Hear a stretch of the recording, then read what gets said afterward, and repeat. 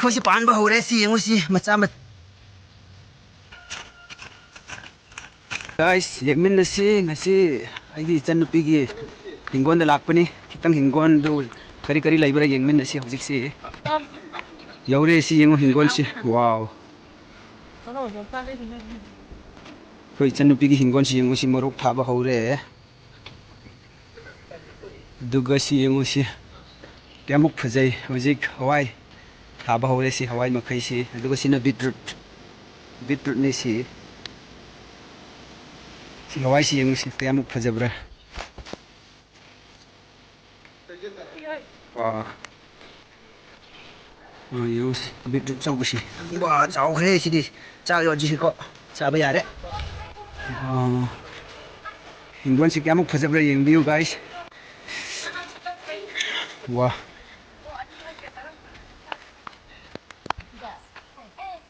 mahai su pan ba hore si hawai si yengu si thubu matam da charani thamagi manung da de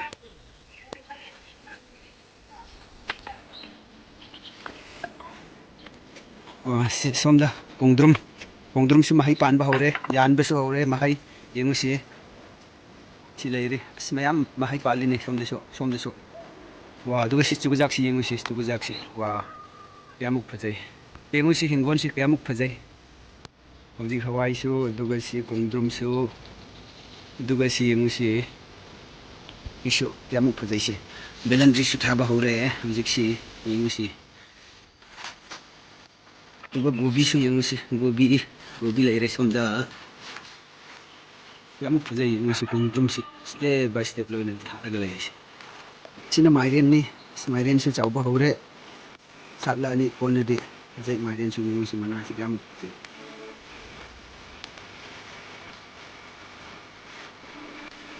जी कोई सी थबक सुबह लापनी रबसा कोई सी थबक सुखी गया song पे से लपक को हो गया कोई की सेन ना बाई ना से लपक को हो रहे से मां से लपक अंदर हाँ ऐसी और जी ऐसी थबक सुबह हो रहे गाइस यंगमिन ने सी मथंग मथंग ऐसी ना थबी से यंगो सी पान बा हो रहे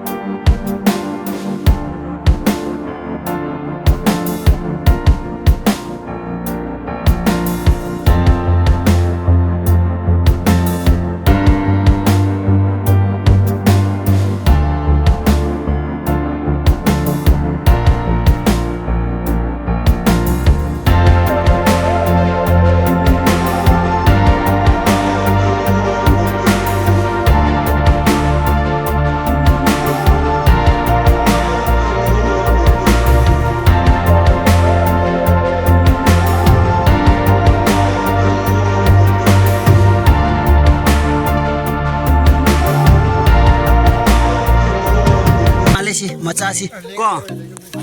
कालीन थबी ngakni ko si oh sida sila iri si somdu sila iri as kalin thabi si loi na marup sa yengu hoji hawai manasi kyamuk phajai si manasi yollaga muk chaga dawri gani aduga mahai su pal ba hore kyamuk phajai yengu mathang oina yengu si yam phajabani si makai si जनपीना असोंग लौथोखरप कोइदो मफम मफम दा दुम थमलगा लेरि यमुसी चा थकलुखिगे अखोइसि हौजिक अखोइ चा थकनाङाइ same सारिसिदा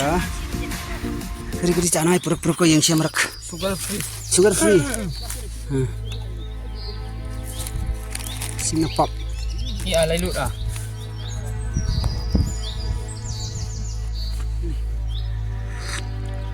Alala.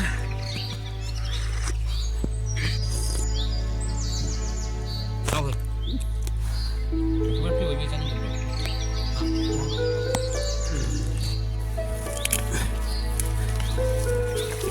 Hojikna aikoisi chugajak ki makhongsi khara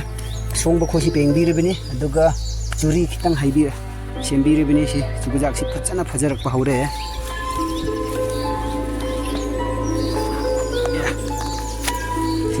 yengosi chugajak si phachana phajare hojik si blackberry ni blackberry sing asai guys sida laire khamen gi garden khamen gi hingol gi mukam che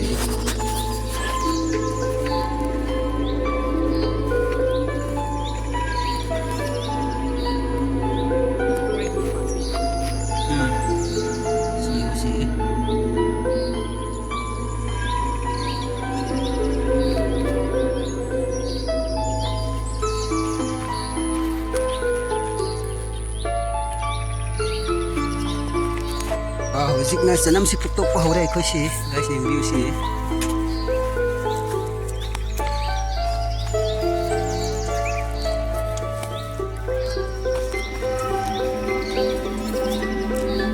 Senang. Kali.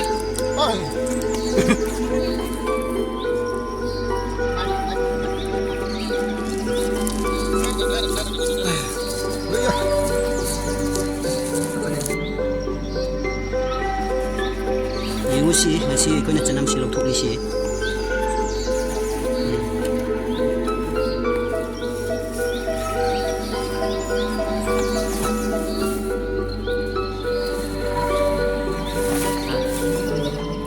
chahi ma chana ai di lai re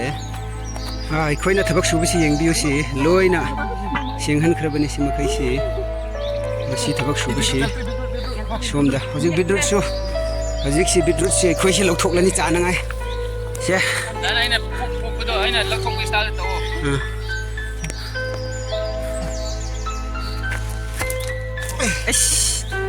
yam chawi he sidi bidrut si wa yai sida ma lai re sida so muk lok thokhi ge hai maman yam bani he kilo da ya da